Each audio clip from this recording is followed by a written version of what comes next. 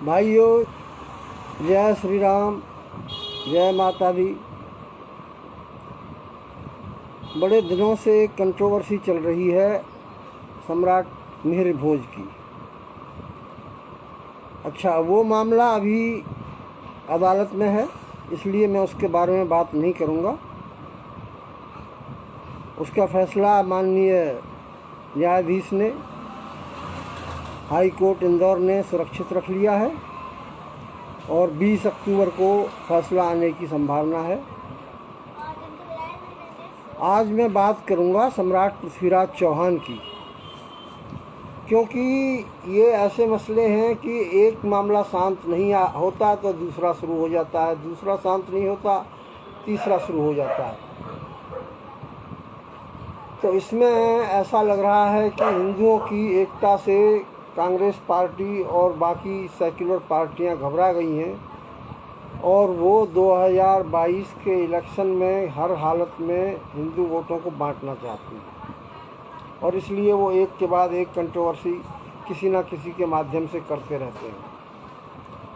तो मैं बात करूंगा सम्राट पृथ्वीराज चौहान की।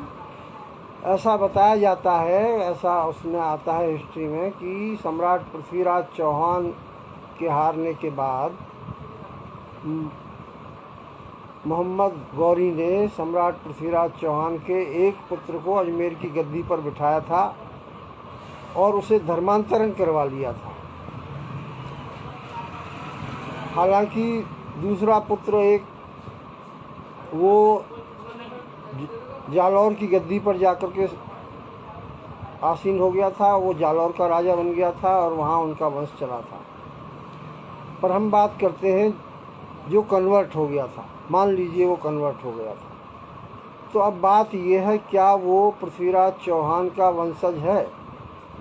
तो इसमें बात ये है कि वंशज तो वो बिल्कुल है, लेकिन वो पृथ्वीराज चौहान की विरासत पर दावा नहीं कर सकता, क्योंकि पृथ्वीराज चौहान हिंदू थे और उनकी विरासत का दावा जो उनके परिवार के सदस्य जालौर में चले गए थे या जो दूसरे थे वही कर सकते हैं। पृथ्वीराज चौहान की विरासत का दावा जो मुस्लिम कन्वर्ट हो गए थे वो नहीं कर सकते हैं। तो ये तो हुई सम्राट पृथ्वीराज चौहान की बात। अब आते हैं